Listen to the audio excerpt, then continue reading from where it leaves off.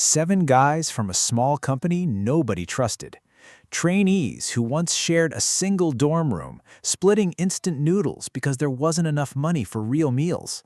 That was BTS in 2013. Fast forward a few years, they're selling out stadiums, topping Billboard, and pulling in the kind of money most people can't even visualize. But here's what's interesting. When that first real paycheck finally hit their accounts, after years of training, debt, exhaustion, and zero guarantees, what did each of them actually spend it on? Because that first purchase, it says more about a person than any interview ever could. It reveals what they were starving for when they had nothing. One member went straight for fashion, another poured it right back into music, and one of them, he bought something most people wouldn't even consider a luxury. 7 members, 7 completely different choices, and every single one tells you exactly who they are beneath the stage lights. So what was the first luxury item each BTS member bought with their own hard-earned money? Number 7, the suit that changed everything, Taehyung. Before Kim Taehyung became one of the most photographed men on the planet, before Vogue, GQ, and Elle were fighting to put his face on their covers, he was a kid from Geochang. And if you don't know Geochang, that's exactly the point. It's a small, quiet county in South Gyeongsang Province, South Korea. Rolling farmland, mountains in every direction. The kind of place where your neighbors know your grandparents by name, and the biggest weekend event might be a trip to the local market. Taehyung's family were farmers. Not the romanticized, pastoral lifestyle kind you see in magazines. Real farmers. The kind who wake up before the sun because the work doesn't wait, and the income is never guaranteed. Money was tight. Luxuries weren't part of the vocabulary. Clothes were functional. You wore what kept you warm, what lasted through seasons, what you could afford. The idea that their son would one day be recognized as a global fashion icon would have sounded like a joke nobody asked for. But even in Geochang, something about Taehyung was different. People around him noticed it early, not just his striking looks, which would later earn him viral titles like the most handsome face in the world, but his natural instinct for how things looked together. While other kids grabbed whatever was comfortable, Taehyung paid attention to details, colors, textures, the way a collar sat. This wasn't something he learned from fashion school or Instagram mood boards. This was instinct, shaped by a kid who grew up watching the world closely because he didn't have much else to play with. His path to Seoul wasn't planned around fashion. He originally tagged along with a friend to an audition for Big Hit Entertainment. His friend was the one trying out. Taehyung was just there for moral support. But a Big Hit staff member spotted him in the crowd and asked if he wanted to audition too. He called his father on the spot. His dad said yes. That single phone call rerouted the entire trajectory of his life. He auditioned, he passed. His friend didn't. And just like that, a farmer's son from rural Geochang was moving to Seoul to become a trainee at a company most people in the industry didn't take seriously. Big Hit Entertainment in 2011 was not the empire it is today. The company had been founded by producer Bang Si-hyuk after leaving JYP Entertainment, and its track record was thin. Its first group, 88, had moderate success. Its second act, 2 AM, was technically co-managed with JYP. The idea that Big Hit could produce a global phenomenon was genuinely laughable to most industry insiders. The trainees knew this. They trained in a practice room that was cramped and basic. They shared a dorm that was small enough to make you claustrophobic. And the financial reality was brutal. Like all K-pop trainees, the costs of training, housing, food, vocal coaching, dance lessons, and everything else were fronted by the company and logged as debt. You didn't earn money as a trainee, you accumulated what you owed. The only way to pay it back was to debut and succeed, and most trainees never debut at all. Taehyung trained for about 2 years, and here's a detail that most people forget. He was a hidden member. While the other BTS members were being introduced to the public through blog posts and social media content in the months leading up to debut, Taehyung was kept secret. Big Hit didn't reveal him until just days before BTS officially launched on June 13, 2013. He was the final piece, introduced last and on purpose. When fans finally saw him, the reaction was immediate. but reactions don't pay trainee debt. The early days of BTS were a grind. Their first album, Too Cool for School, moved modest numbers. They weren't flopping, but they weren't exploding either. The members have talked openly about this period, sharing one small room, watching every won they spent, wondering if this whole thing would actually work out. Revenue for idol groups in K-pop doesn't flow the way most people assume. The company recoups its investment first. That means all the trainee debt, every meal, every lesson, every dorm bill, gets paid back from the group's earnings before the members see personal income. For BTS, that break-even point didn't come immediately. It took time. Comebacks, promotions, fan sign events, small venue concerts, each one chipping away at the debt ledger. The members have spoken about how it felt to finally receive that first real paycheck. Not a stipend, not an allowance, actual earnings that belonged to them. After years of having nothing personal, that moment carried weight far beyond the number on the deposit slip. And here's where Taeyoung's choice becomes telling. When he finally had money that was his, money he didn't owe anyone, money he didn't have to send home out of obligation but could spend on himself, he reportedly went and bought a high-quality suit. Not sneakers, not a gaming console, not a flashy watch or a trendy streetwear piece. A suit. A proper, well-tailored, premium-quality suit. That choice only makes sense when you understand how Taeyoung thinks about clothing. For him, fashion was never about trends or logos. In interviews, he's consistently described his style as rooted in classic, timeless aesthetics. He gravitates toward vintage silhouettes, wide-legged trousers, structured blazers, earth tones, fabrics with weight and character. While the rest of the world was chasing hypebeast culture and logo-heavy streetwear, Taeyoung was quietly studying old Hollywood, European tailoring, and the kind of garments that look better after 10 years than they did on the rack. He's mentioned being drawn to the 1950s and 1970s aesthetic, clean lines, intentional layering, and a sense of quiet confidence that doesn't need to shout. A suit, in that context, wasn't a frivolous purchase. It was a statement of identity. For a kid who grew up in farming clothes in a rural town nobody outside South Korea had heard of, buying a quality suit with his own earnings was the physical proof that his life had fundamentally changed. It was armor. It was aspiration made tangible. And it was practical, because Taeyoung understood something a lot of young earners don't. A great suit works everywhere. Award shows, press events, formal dinners, brand meetings. He wasn't just buying fabric and stitching, he was investing in how the world would perceive him in every room he walked into. This instinct proved prescient. Taeyoung's fashion sense became one of his defining public traits. He didn't just wear clothes, he interpreted them. Airport fashion became a spectator event whenever he traveled. Fans and fashion editors alike started cataloging his outfits. He was spotted wearing pieces from Gucci so frequently during BTS's rise that fans gave him the nickname Gucci Boy, not because he was flaunting logos, but because he selected pieces with genuine curatorial taste. He mixed high fashion with thrift store finds. He paired vintage coats with modern accessories. He treated getting dressed like composing a visual statement. And the fashion world noticed. By the time BTS had become a global force, luxury brands were lining up. Each member eventually landed major brand ambassadorships, a standard move for top-tier K-pop idols, but the scale of BTS's deals was different.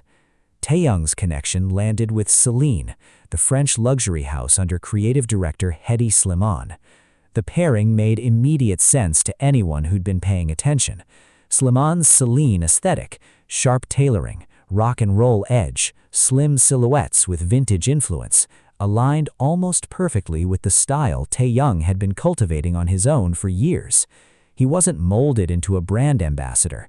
The brand recognized what he already was. But strip all of that away, the Celine campaigns, the magazine covers, the front row seats at Paris Fashion Week, and go back to that first purchase. A young man, maybe 20 years old, standing in a store holding a suit that cost more than anything his family would have spent on clothing in a year. A kid from Geochang who used to wear hand-me-downs and whatever was on sale, now choosing fabric weight and lapel width with the seriousness of someone who understands that details matter. Not because a stylist told him to, not because a brand was paying him to, but because this is who he's been before anyone was watching. That's the thing about Taeyoung's first luxury purchase. It wasn't reactive. It wasn't a celebration splurge or a flex for social media. It was the first move in a long game he's still playing, a deliberate decision to invest in the version of himself he was building. The suit wasn't the destination, it was the foundation. And in the years since, he's built an entire aesthetic empire on top of it. But if Taeyoung's first purchase reflected his identity, the next member on this list spent their money on something that reveals a completely different kind of obsession, one that has nothing to do with how you look and everything to do with what you do when nobody's watching. Number 6. The machine built for escape, Jungkook. Jungkook was 13 years old when he left Busan. 13. Let that register for a second. Most 13-year-olds are worried about school projects and which friends to sit with at lunch. Jungkook was packing a bag, saying goodbye to his parents, and boarding a train to Seoul to become a K-pop trainee at a company that most of the entertainment industry considered a long shot. He wasn't running away from anything. Busan was home. His family was there. His friends were there. Everything familiar and safe was there. But he'd made a decision. And the thing about Jungkook, even at 13, was that once he'd decided something, he moved toward it with a kind of quiet, immovable certainty that people twice his age rarely possess. The story of how he ended up at Big Hit Entertainment has been told many times, but the details still matter. In 2011, Jungkook auditioned for Superstar K3, a massive televised singing competition in South Korea. He didn't advance far, but something about his raw potential caught eyes behind the scenes. After his appearance on the show, multiple entertainment agencies reportedly reached out with casting offers. The number commonly cited is 7. 7 different companies wanted him. JYP Entertainment, FNC Entertainment, several others. Any of them would have been a safer, more established bet, but Jungkook chose Big Hit. The reason, as he's explained it, was simple. He watched a performance by Kim Namjoon, the trainee who would become RM, and something about it pulled him in. Not the company's prestige, not the financial security. A feeling. He chose Big Hit because of a person, not a brand. That decision meant moving to Seoul alone at an age when most kids still need their parents to sign permission slips. The transition was rough, and the members of BTS have been open about it. When Jungkook first arrived at the dorm, he barely spoke. The older trainees, Jin, Suga, J-Hope, RM, tried to engage him, but he was painfully shy. Not cold, not aloof, just deeply, fundamentally a kid who missed home and didn't yet know how to exist in this intense, unfamiliar world. He cried. The other members have mentioned this in interviews with a mix of affection and protectiveness.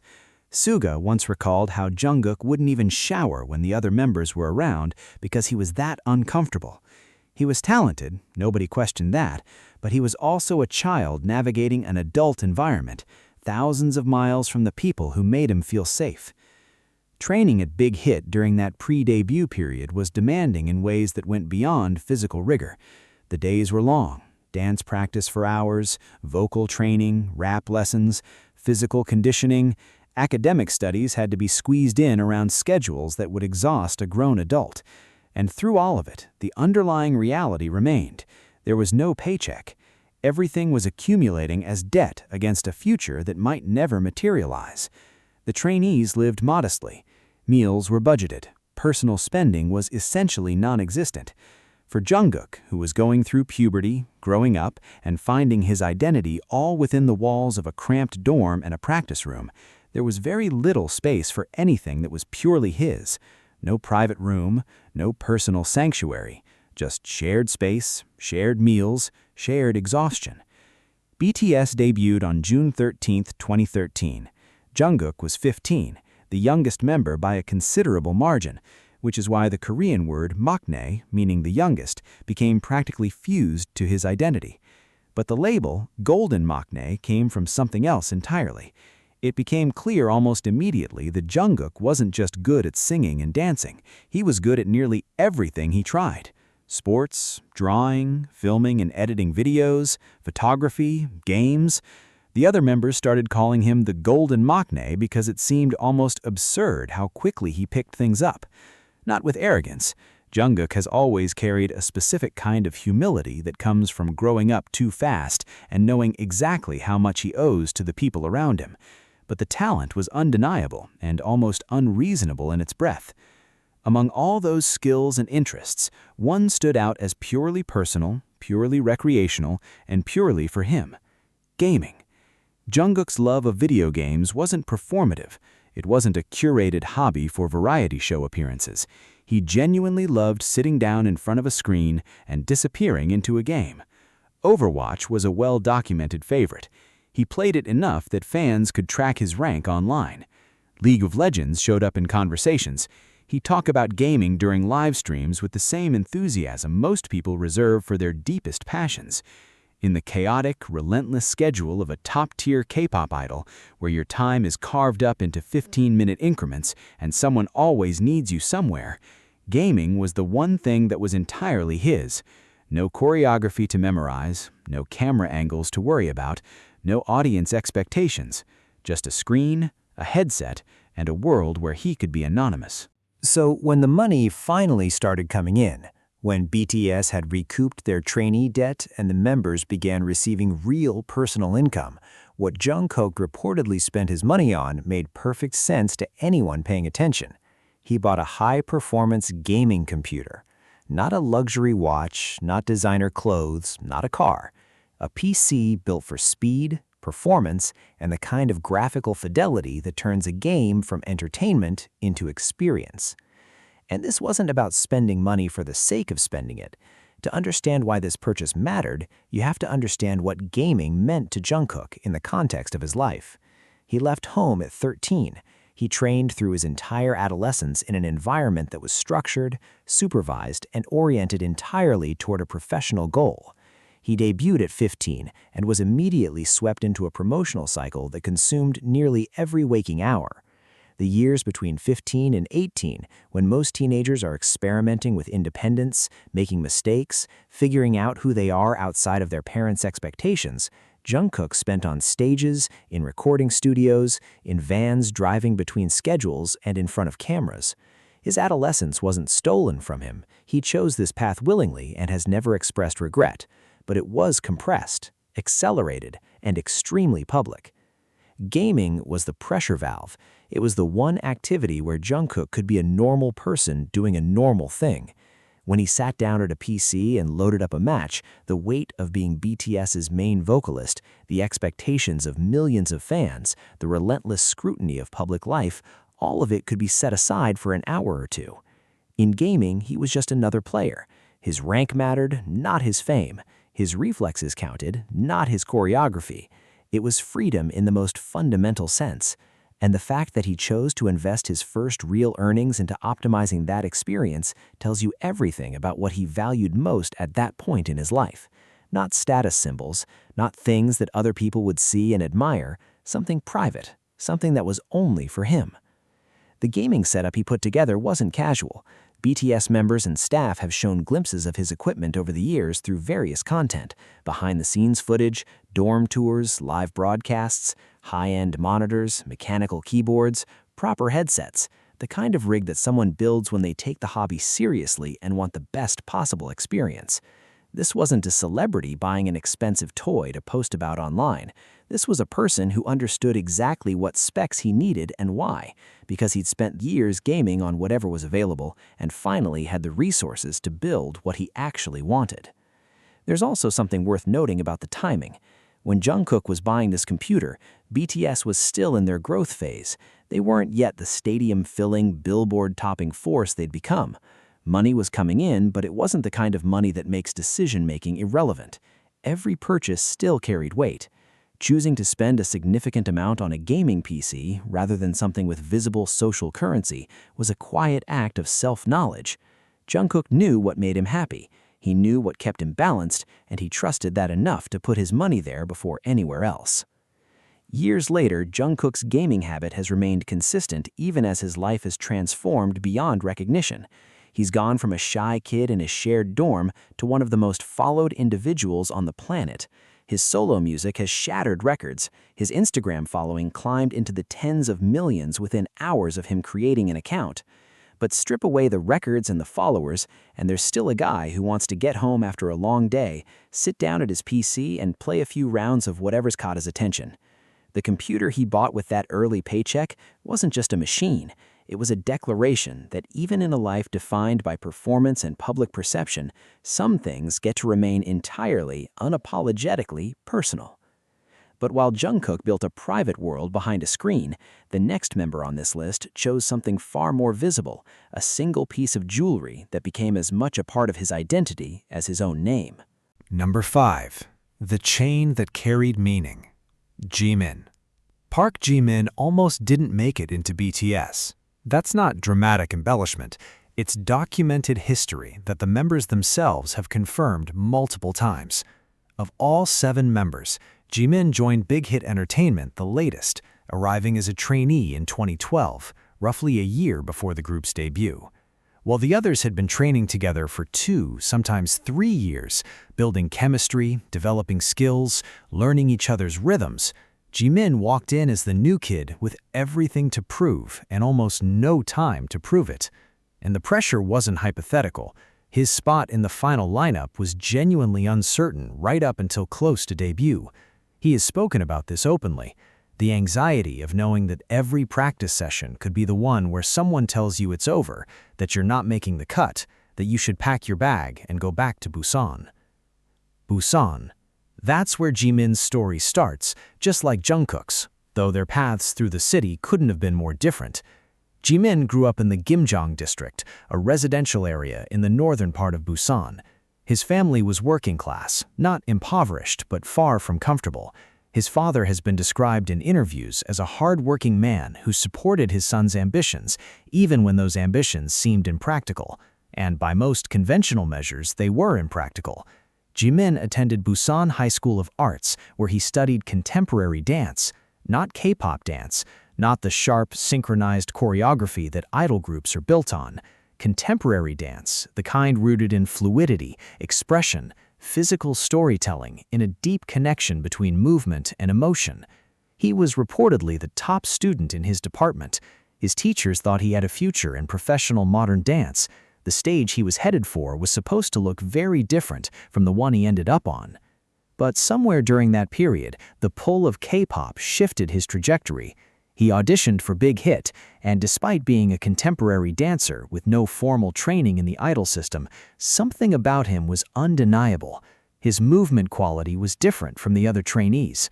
Where idol choreography tends to emphasize precision and power, Jimin brought a softness and control that made even simple movements look intentional. His body didn't just execute steps, it interpreted them. That quality would later become one of BTS's most recognizable visual signatures on stage, but in 2012, it was just raw potential sitting inside a nervous kid who'd arrived late to a team that had already bonded without him. The training period, as short as it was for Jimin relative to the others, was brutal by any standard. He's described staying in the practice room until 3 and 4 in the morning, long after everyone else had gone to sleep, not because someone forced him to, but because he couldn't accept being behind. He had a year's worth of catching up to do in rap training, in vocal development, in learning Big Hit's specific style, and his solution was to simply outwork the clock. The other members noticed. They've talked about waking up and realizing Jimin's bed hadn't been slept in because he was still downstairs practicing. That relentless drive wasn't healthy in the clinical sense, and Jimin has acknowledged in later years that his perfectionism took a toll on his mental and physical well-being. But in the moment, it was survival. He was fighting for a spot that nobody had guaranteed him in a group he desperately wanted to be part of, at a company that couldn't afford to carry dead weight. He made the cut. BTS debuted as 7 on June 13, 2013, and Jimin was there, the last one in, but fully committed. The early years followed the same trajectory the other members experienced: modest album sales, growing but not yet massive fandom, grueling promotional schedules, and the ever-present financial reality of trainee debt that needed to be repaid before personal income existed. For Jimin, who had moved from Busan to Seoul with very little, the absence of personal money wasn't a dramatic shift. He'd never had disposable income. He'd never had the luxury of walking into a store and buying something simply because he wanted it. Everything in his life up to that point had been functional, earned, and carefully allocated, which makes his first reported luxury purchase all the more revealing. When the money finally started flowing, when BTS crossed that threshold of debt to earnings, Jimin didn't go for anything loud or oversized. He reportedly bought a designer necklace, a single, elegant piece of branded jewelry, not a heavy gold chain, not something encrusted with diamonds or designed to be photographed from across a room. A necklace that was refined, understated, and precisely in line with the aesthetic sensibility he'd been quietly developing long before anyone was paying attention to how he dressed. To understand why that choice matters, you need to understand Jimin's relationship with personal style. Unlike some of the other members whose fashion identities emerged loudly and early, Jimin's style evolved gradually and with deliberate restraint.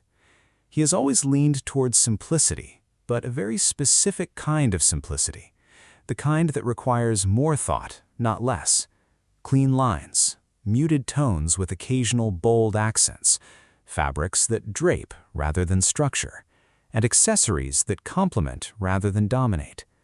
In the landscape of K-pop fashion, where excess is often the default and more is almost always considered better, Jimin's approach stood out precisely because of what it didn't do. He didn't pile on logos. He didn't chase every trend cycle. He curated. Jewelry, in particular, became a signature element of his look. Long before brand deals and ambassador titles entered the picture, Jimin was consistently spotted wearing layered necklaces, subtle rings, and small earrings that added texture to his outfits without overwhelming them. Fans who tracked his style noticed that he returned to certain types of pieces again and again: delicate chains, pendant necklaces with minimal ornamentation, pieces that caught light without demanding attention. It was the accessory equivalent of his dance style: controlled, expressive, and always leaving room for interpretation. That first luxury purchase, then, wasn't a random impulse buy from a kid who suddenly had money. It was the first tangible expression of a personal identity that Jimin had been building internally for years, but never had the resources to manifest physically. Growing up in a working-class family in Busan, attending an art school where the focus was on skill rather than appearance, and then diving into trainee life where personal possessions were minimal, Jimin had spent his entire youth developing taste without ever having the means to exercise it. That necklace was the first time he could look at something beautiful, something that resonated with his sense of self, and say, "I can have this. This is mine. I earned this." And there's a practical intelligence to the choice as well. A well-chosen necklace is arguably the most versatile luxury accessory a person can own. It works with a t-shirt and jeans on a casual schedule day. It works under a blazer at a press conference. It works on stage under spotlights, catching reflections and adding a layer of visual interest that cameras pick up. Jimin, whether consciously or intuitively, chose something that would integrate into his life across every context he operated in. Not something that sat in a drawer waiting for a special occasion, something he could wear every day, in every setting, that quietly elevated whatever he was already wearing. The fashion world eventually caught up to what fans had known for years.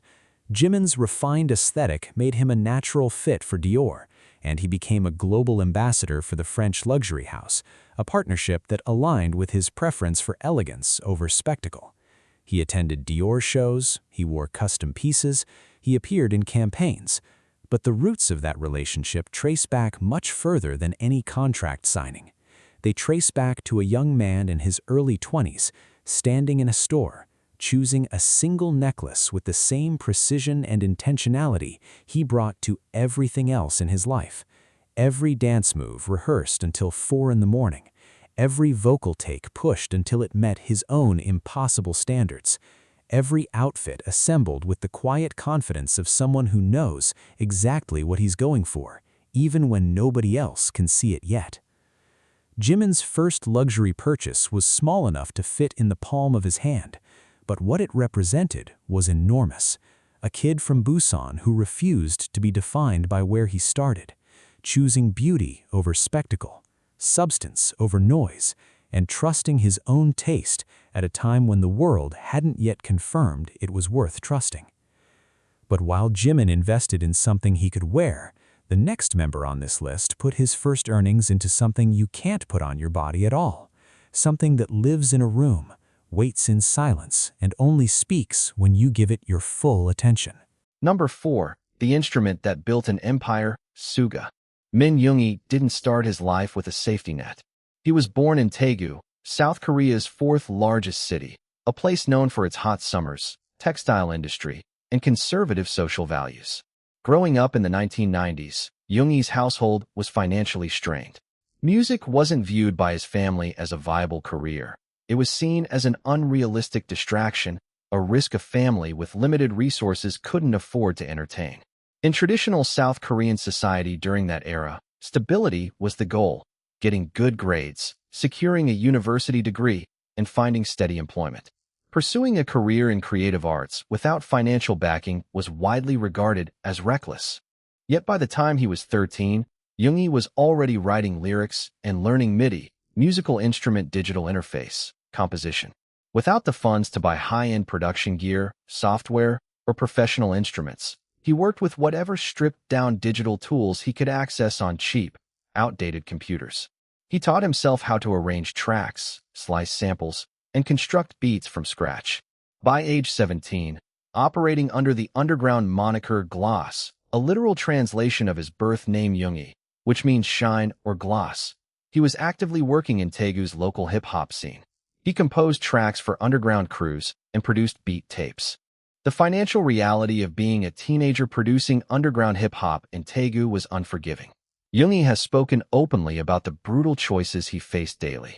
Selling a beat often brought in barely a few thousand won, the equivalent of $2 or $3.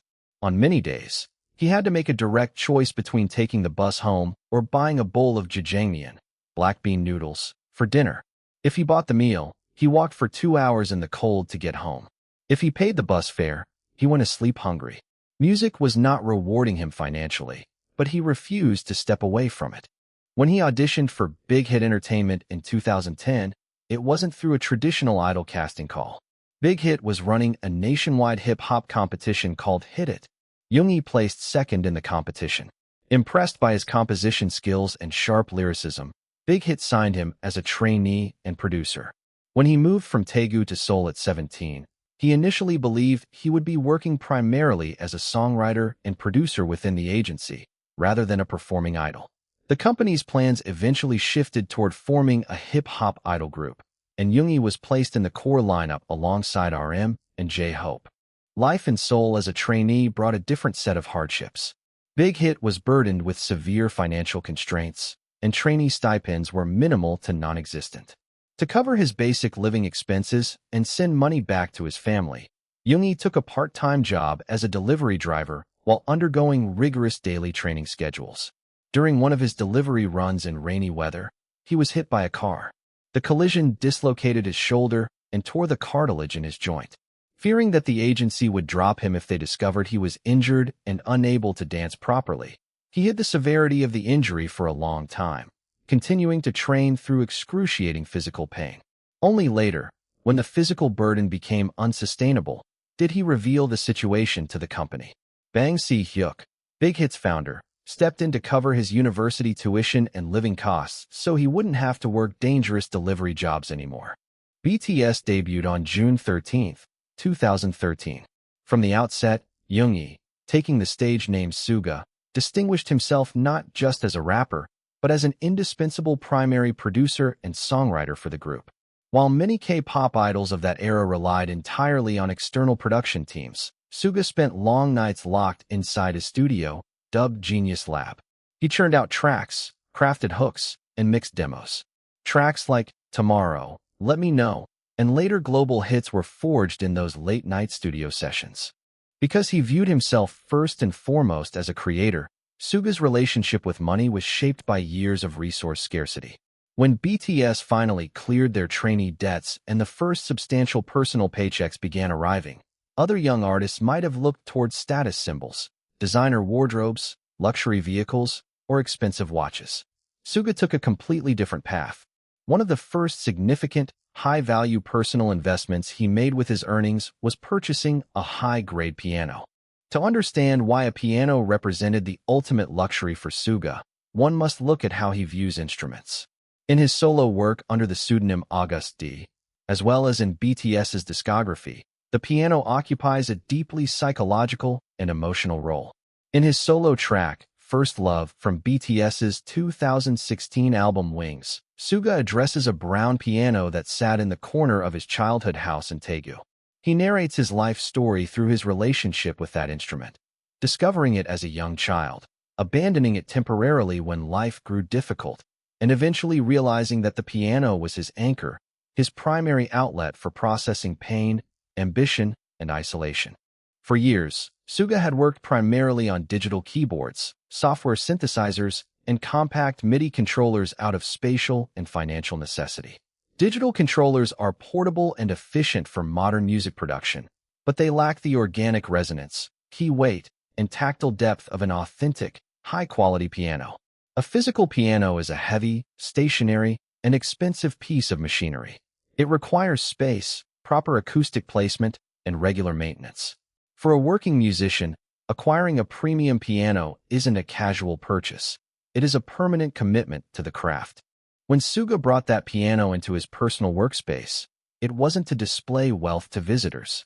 It was a functional tool for his trade and a symbolic closure of his past struggles. Having a high-end piano of his own meant he no longer had to compromise on sound quality or feel. He could sit down, press a key, and hear the full, uncompressed harmonic resonance of an instrument he owned outright, paid for not by family wealth or corporate advances, but by the sweat, sleepless nights, and royalties earned from his own compositions. This investment directly fed back into his musical output. The piano became the center of his creative process inside Genius Lab. Across BTS's expanding catalog and his solo projects as August D, piano-driven arrangements became a defining pillar of his production signature. Whether composing intricate ballad melodies, structuring heavy hip-hop beats over classic chord progressions, or producing for major international artists like Ed Sheeran, IU, and Halsey, the instrument served as his primary workspace for drafting ideas. Suga's decision to prioritize an instrument over conventional luxury items highlights a fundamental aspect of his character. Money, to him, was not a tool for validation or public flexing. Having grown up in an environment where lack of money directly threatened his ability to create music, receiving his first paycheck was about securing creative independence. Buying a high-quality piano was an act of reinvestment. He took the capital earned from his past labor and immediately poured it back into the engine that generated it. In subsequent years, as BTS's financial success reached astronomical heights, Suga's gear collection naturally expanded to include state-of-the-art studio equipment, rare analog synthesizers, and vintage audio hardware. Yet that initial purchase remained a turning point. It marked the transition from a teenage kid in Daegu who couldn't afford both a bus ticket and a meal, to a self-sufficient producer who owned the tools of his trade. The piano wasn't a reward for reaching the destination. It was the equipment he required to keep pushing further. It proved that while fame and fortune came as a byproduct of BTS's rise, Suga's core identity remained unchanged. He was a craftsman who needed the right tools to build his art. Yet while Suga put his money into an instrument to compose sound, the next member on this list spent his early earnings on something completely silent, a collection of objects that hold knowledge, history, and ideas long before they ever become words on a page. Number 3. The Sanctuary of Rare Pages, RM. Kim Namjoon was never built like a typical prospective pop idol, and the South Korean public education system knew it first.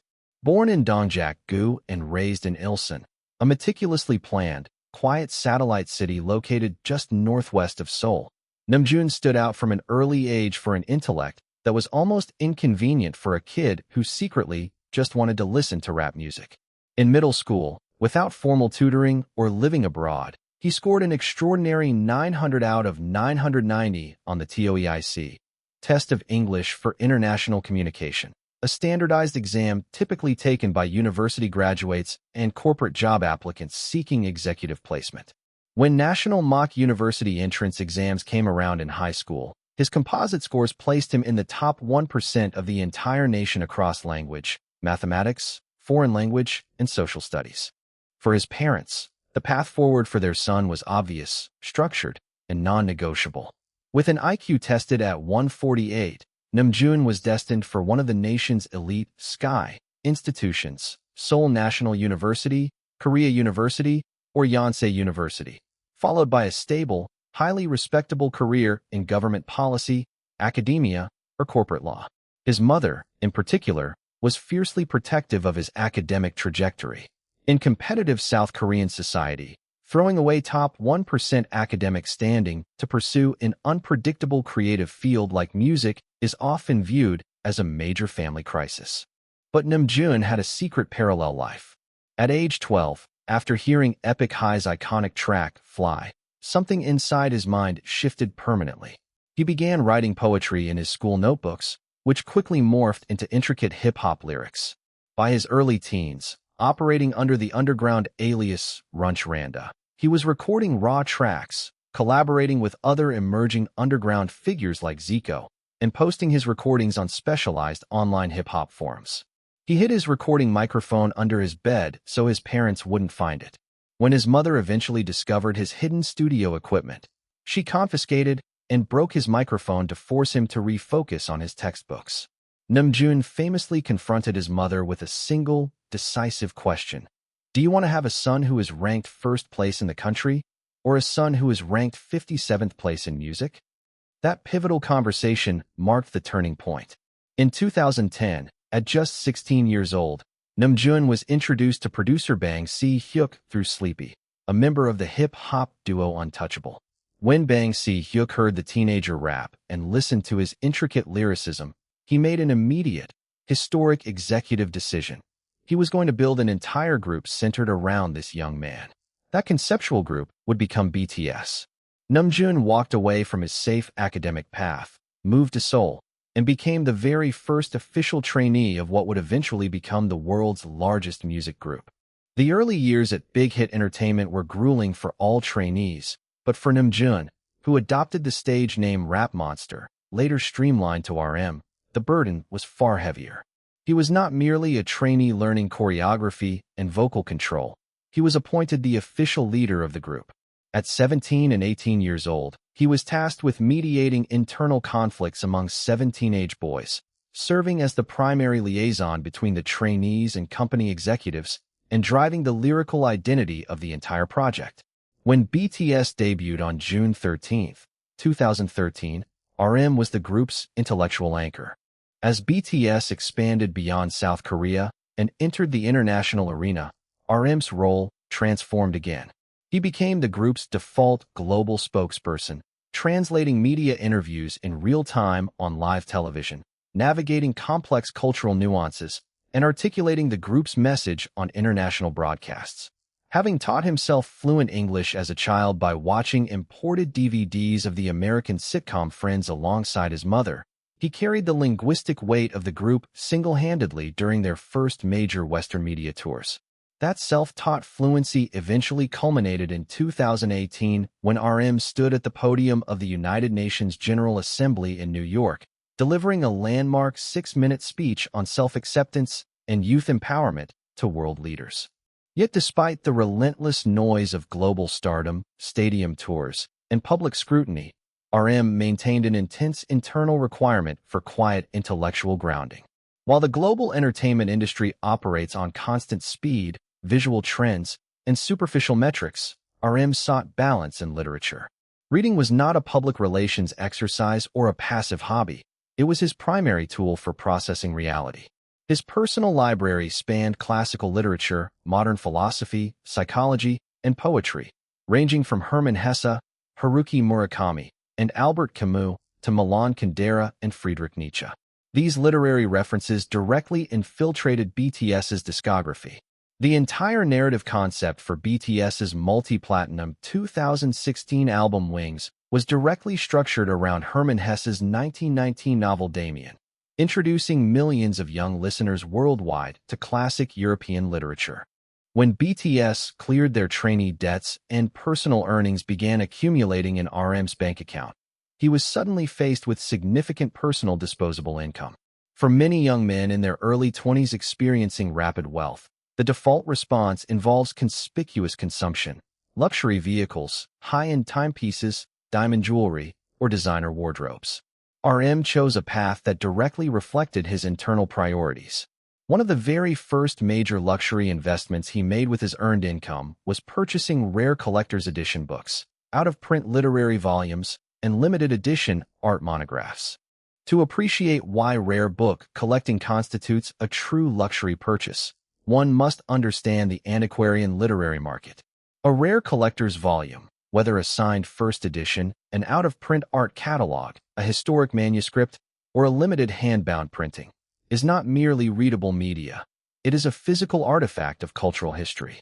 In specialized antiquarian markets, rare first editions and out-of-print monographs regularly command prices ranging from thousands to tens of thousands of dollars per volume. Unlike commercial paperbacks, collecting rare books requires rigorous research, authentication, specialized climate-controlled preservation, and genuine subject matter expertise. RM's collection quickly expanded into specialized art literature. As his purchasing power grew, he focused heavily on rare monographs, exhibition catalogs, and historical texts documenting mid-century Korean modern art. He sought out original, hard-to-find publications covering masters of the Dansakwa, Korean monochrome painting, movement, such as Kim Hwang-ki, Lee Yufan, Yoon Hyun-kun, and Chong Ukin. For RM, acquiring these rare volumes was an investment in cultural preservation. It allowed him to study how previous generations of Korean artists navigated political turbulence, isolation, and creative identity, providing him with a historical framework for his own artistic journey. Investing in rare literature was also a deliberate act of slowing down time. In a life dominated by relentless flight schedules, security teams, camera crews, and stadium crowds, holding a heavy, historical volume offered an unhurried, tactile experience. Inside those pages, no algorithms were competing for his attention, and no public expectations existed. It was a private space where he could engage directly with the minds of historic thinkers and artists. He was not purchasing items to display publicly on social media. He was systematically constructing a private sanctuary of thought within his living space. This personal habit eventually created a broader cultural phenomenon in South Korea known as the RM effect. When RM was seen reading a specific title in airport transit photos or visiting a quiet art exhibition, those books repeatedly rocketed to the top of national bestseller lists, and the featured art galleries experienced historic attendance spikes. Out-of-print books that he referenced in casual interviews were frequently brought back into publication by publishing houses responding to sudden, massive public demand. RM later expanded this passion into major philanthropy, donating hundreds of millions of won to national art institutions specifically to fund the reprinting of rare, out-of-print art catalogs so that public libraries, students, and rural schools across South Korea could access them freely. RM's initial luxury purchase offers a clear perspective on how he defines genuine wealth. In an industry that frequently measures success through material flash and immediate visibility, he chose to invest in ideas, history, and lasting intellectual capital. He recognized that while trend-driven material goods inevitably depreciate or lose their novelty, knowledge and creative inspiration compound over time. The rare books he purchased with his first earnings were not symbols of status. They were the essential fuel for his continued artistic evolution. His choice proved that even at the absolute peak of global pop stardom, the most valuable luxury a creator can acquire is a quiet space filled with timeless ideas. Yet while RM sought wisdom in the silent pages of rare books, the next member on this list used his first major earnings to purchase a classic symbol of precision, a luxury timepiece crafted to measure the one resource no amount of fame or fortune can ever buy back. Number 2. The measurement of time earned, Jimin. Kim Seokjin was not looking for fame when fame found him on a public street in Seoul. Born in Gwacheon, a quiet satellite city in Gyeonggi Province just south of Seoul, Seokjin grew up in a comfortable, structured household. His father was a successful corporate executive, meaning that unlike some of his future group members who faced severe childhood financial hardship, Seokjin grew up with material stability. However, his parents raised him with strict boundaries, high moral standards, and a heavy emphasis on modesty, humility, and family responsibility. He was quiet, well-mannered, and initially harbored aspirations of pursuing a conventional career path, perhaps following his brother into business or entering corporate management, before discovering an intense personal interest in dramatic acting. In 2011, Seokjin was enrolled at Konkuk University, one of South Korea's most prestigious institutions, pursuing a degree in film and acting. Konkuk's acting department was notoriously competitive, accepting only a tiny fraction of applicants each year with admission ratios often exceeding 100-to-1. Seokjin had cleared the grueling multi-stage audition process based entirely on his natural screen presence, articulate speech, and striking facial symmetry. He was focused entirely on becoming a professional actor, commuting daily to campus by public bus like any ordinary university student, with no intention of ever entering the pop music industry. Then came the street casting incident that permanently altered the trajectory of his life. A talent recruiter from Big Hit Entertainment spotted Seokjin as he was stepping off a city bus on his way to attend morning classes. Struck by his exceptional visual proportions and natural poise, the recruiter approached him on the sidewalk and asked if he would consider auditioning for the agency. Seokjin was initially suspicious. Street casting scams were relatively common in Seoul during that era, and Big Hit was not yet a recognized name in the entertainment landscape. But after verifying the agency's credentials with his family, he agreed to attend an audition. He did not audition as a singer or a dancer. He entered the building as a drama student with zero prior background in vocal technique, music theory, or hip-hop dance. Big Hit signed him, and Seokjin was thrust into a high-intensity training environment that was entirely foreign to everything he had known. At 19 years old, he was older than most new trainees entering the K-pop system. More importantly, he was starting from absolute baseline zero. While members like Suga, RM, and J-Hope had spent years honing underground musical production, and Jimin and Jungkook possessed innate athletic and dance talent, Seokjin had to construct every single skill through sheer repetition.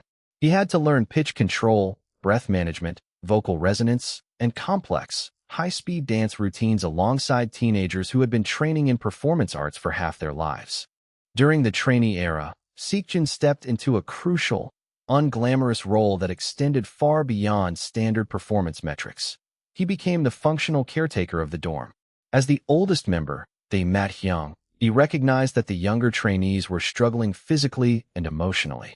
Many of them were far from their hometowns, living in a cramped, single-room dorm, exhausted, and barely able to afford daily meals. Drawing on his family's support, Seokjin brought pots, pans, and kitchen utensils from his family home in Gwacheon into the trainee dorm. He regularly cooked meals for all 7 members, bought groceries with his own money, and physically drove the youngest member, Jungkook, to middle school in his own car. He became the quiet, emotional stabilizer of the household, absorbing stress and shielding the younger boys from the harsh financial realities of their pre-debut years. BTS debuted on June 13, 2013, and Seokjin adopted the stage name Jin. Despite his visual prominence as the group's official visual, his early years were defined by continuous self-discipline and intense physical training. Idol choreography was relentless, and Jin spent countless extra hours in the practice room after scheduled group rehearsals concluded, drilling steps repeatedly until his muscle memory matched the rest of the group. Vocally, he worked endlessly with vocal coaches to expand his range, eventually developing a powerful, emotionally resonant belting tone capable of delivering 3-octave emotional climaxes in signature BTS tracks like Awake, Epiphany, and Moon. As BTS navigated their early release cycles, cleared their corporate trainee debts, and transitioned into generating massive global revenue, Jin's personal financial reality shifted dramatically. After years of deploying his own personal resources to support the group's daily needs during their leanest years, he finally reached a point where his earned income was entirely his own to manage. When deciding how to treat himself with his first major personal paycheck, Jin selected an object defined by heritage, complex mechanics, and classic horology, a high-end luxury timepiece. To understand why a luxury watch represents a deeply meaningful purchase for someone in Jin's position, one must look at horology beyond surface-level luxury. Unlike consumer electronics that become obsolete within years, or high-fashion garments that cycle out with seasonal trends, a fine mechanical timepiece, crafted by historic Swiss watchmakers like Rolex, Audemars Piguet, or Patek Philippe, is a masterpiece of microengineering. A mechanical movement relies on hundreds of microscopic, hand-finished components, gears, balances, and self-winding rotors operating in perfect synchronization without electrical batteries or digital microchips. It is an enduring mechanical object built to operate accurately for generations. In global culture, purchasing a luxury mechanical watch with one's own self-earned income has long served as a definitive milestone of personal achievement. It is a traditional rite of passage marking independence, financial stability, and the successful completion of a long, difficult ordeal.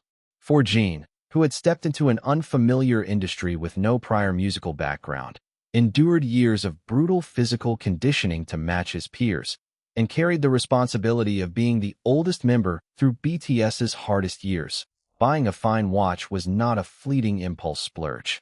It was a physical milestone, a permanent, tangible anchor celebrating time survived and obstacles overcome.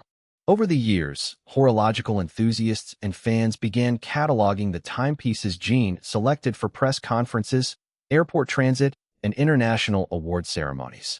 His choices consistently leaned toward classic, timeless references rather than trend-heavy or flash-focused models. He was frequently spotted wearing iconic models such as the Rolex Day-Date series, often referred to in watchmaking culture as the President's Watch, crafted from solid precious metals like 18K yellow gold or platinum, featuring clean dials and traditional proportions. These were timepieces that did not require loud branding to communicate their value. They carried an understated, undeniable gravity that matched Jin's private aesthetic. There is also a poignant symbolism in a fine watch for a global performer whose entire life is strictly governed by time.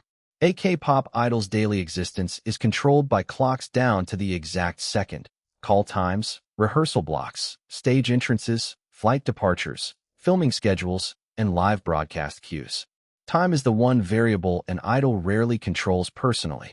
By purchasing a luxury mechanical watch, Jin acquired an instrument that allowed him to view time not as a source of external pressure, but as something he had personally earned.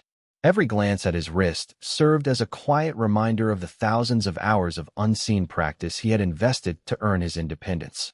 Jin's purchase also highlighted the subtle duality of his public personality.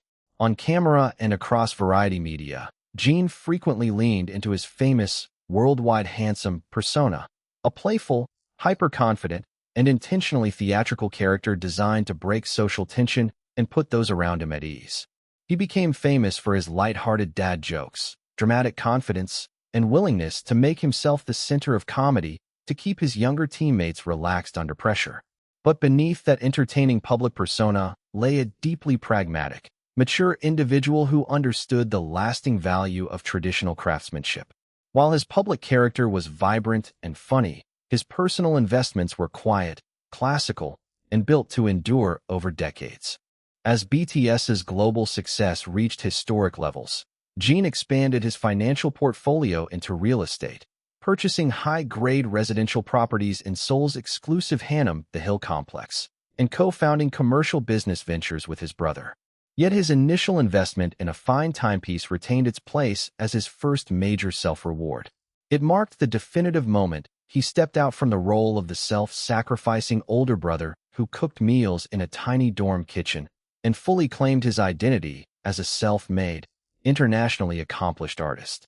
The watch was not merely an accessory. It was a mechanical monument to patience, quiet resilience, and the ultimate value of time earned through hard work. Yet while Jimin chose a quiet masterpiece of engineering to wear on his wrist, the final member on this list used his first major financial success to acquire something entirely different. A bold, iconic piece of high fashion that signaled the arrival of a global style titan. Number 1. The canvas of a fashion icon, J-Hope. Before Jung Hoseok became J-Hope, the relentless main dancer, sunlit stage presence, and chart-topping solo artist of BTS, he was a legend on the asphalt of Gwangju. Born and raised in South Korea's southwestern city of Gwangju, Hoseok grew up in an environment where street dance was a serious, disciplined subculture. His father was a high school literature teacher who initially harbored reservations about his son's intense obsession with dance, preferring that Hoseok focus on academic achievements and traditional career stability. But Hoseok couldn't stop moving. By his early teens, training at the local Joy Dance Plug and Music Academy and operating under the street moniker Smile Hoya, he was already a core member of Neuron, one of Gwangju's most respected underground street dance crews. Hoseok's reputation in the underground dance community was formidable long before he ever set foot in a K-pop agency. He specialized in popping, locking, animation, and street hip-hop, spending hours in front of studio mirrors and on outdoor pavement, perfecting body isolations, rhythm control, micro-movements, and complex footwork. He competed fiercely in regional dance battles, winning national youth dance competitions and establishing himself as one of the most talented young dancers in the entire Gwangju region long before talent recruiters even knew his name. For Hoseok, street dance was not a stepping stone to mainstream pop stardom. It was his primary language, his main creative outlet, and his original self-identity. In 2010, Big Hit Entertainment held regional auditions in Gwangju.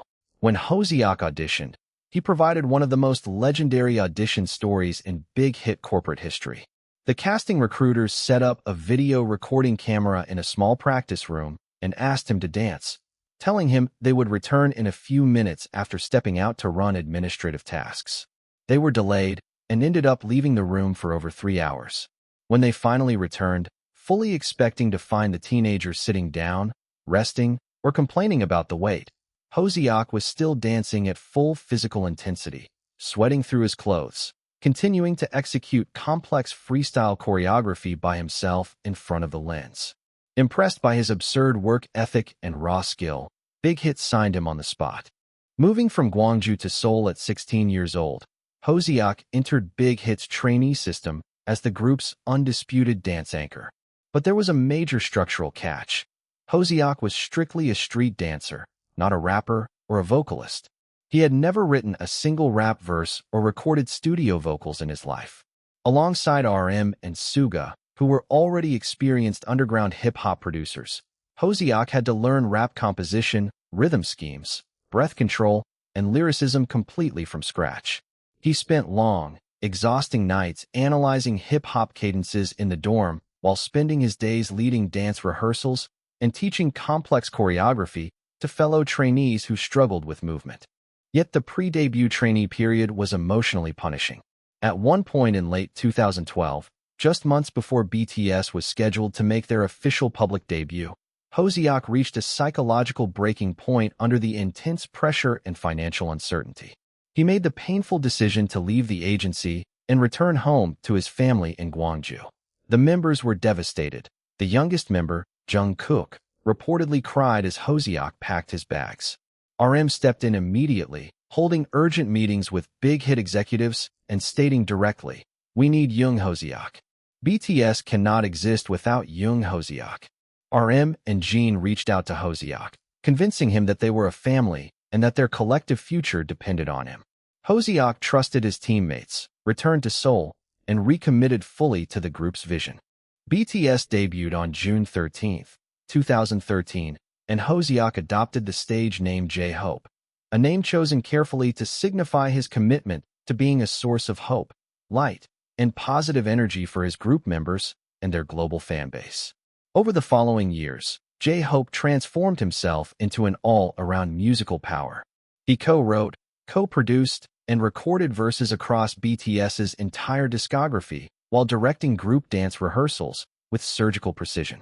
His personal studio, dubbed Hope World, became a hit-making laboratory where he crafted solo mixtapes and energetic tracks that would eventually top international music charts worldwide. As BTS cleared their corporate trainee debts and personal earnings began landing in his bank account, J-Hope's relationship with material success focused heavily on visual self-expression. Street dance culture has always maintained an intrinsic, powerful connection to high fashion, from original street dancers wearing customized tracksuits to global hip-hop artists using clothing to project identity, attitude, and personal flair. For J-Hope, clothes were never just functional items to cover the body. Fashion was a dynamic, visual extension of dance movement. When he finally had significant personal capital to spend, J-Hope made his first major luxury purchase, an iconic, high-end Louis Vuitton bag. To understand why a Louis Vuitton bag was a monumental purchase for J-Hope, one must examine the history of high fashion within urban culture. For decades, traditional European luxury houses like Louis Vuitton were perceived as exclusive, unattainable institutions reserved for traditional Western wealth. For young street dancers, hip-hop artists, and urban creators, acquiring a genuine piece of Louis Vuitton, specifically its signature monogram travel luggage and bags, represented the ultimate symbol of crossing over from the underground into recognized global success. Louis Vuitton, founded in Paris in 1854 by master trunk maker Louis Vuitton Maladier, built its global reputation on luxury travel gear, flawless leather craftsmanship, and durable coated canvas designed for modern transport. The classic LV monogram pattern, originally designed in 1896 by Georges Vuitton, is one of the most recognizable luxury motifs in modern history. Owning an authentic Louis Vuitton bag was not merely about buying a purse or a hold-all. It was acquiring a piece of luxury heritage that announced to the world that your hard work and talent had paid off at the highest level. For J-Hope, purchasing that first Louis Vuitton bag was a profound personal statement. Growing up as a street dancer in Gwangju, wearing casual dance gear and battling in local halls, walking into a luxury boutique and buying a premium leather bag with money earned entirely through his own dancing, writing, and performing was the physical validation of his entire journey. It was a tangible marker of his transition from a teenage dancer fighting for recognition in Gwangju to an internationally successful artist standing on global stages. This initial purchase also laid the foundation for J-Hope's emergence as one of the global fashion industry's most influential style icons. Unlike traditional fashion consumers who follow safe rules, J-Hope developed a fearless, avant-garde approach to personal styling. He effortlessly mixed high-end luxury pieces with streetwear, vibrant color palettes, oversized silhouettes, and bold accessories. His airport transit photos became instant global fashion news, with fashion editors hailing his ability to turn airport corridors into personal runways. His love for Louis Vuitton expanded over the years into collecting rare capsule collections, artistic collaborations, and custom luggage. The story reached its ultimate full-circle conclusion years later. In January 2023, after years of organically wearing and collecting the brand's pieces, J-Hope attended the Louis Vuitton Men's Fall-Winter Show at Paris Fashion Week. Shortly thereafter, Louis Vuitton officially announced J-Hope as its new global house ambassador. The street dancer from Gwangju who once saved up his first earnings to buy a single Louis Vuitton bag was now the official global face of the historic French luxury house, starring in international ad campaigns and sitting front row beside fashion royalty in Paris. J-Hope's first luxury purchase highlights a fundamental truth about how he views his success. He did not buy a luxury bag to hide it in a closet or preserve it as an untouchable relic. He used it, carried it on international flights, brought it into dance studios, and integrated it into his daily creative life. Fashion, to J-Hope, is living art, an energetic expression of joy, physical movement, and individuality that demands to be shown to the world. His initial purchase proved that when passion, Relentless work ethic and authentic self-expression collide. A kid dancing on the pavement of Gwangju can reach the highest peaks of global culture without ever losing his stride. 7 purchases. 7 windows into the minds of 7 people who were never supposed to make it this far.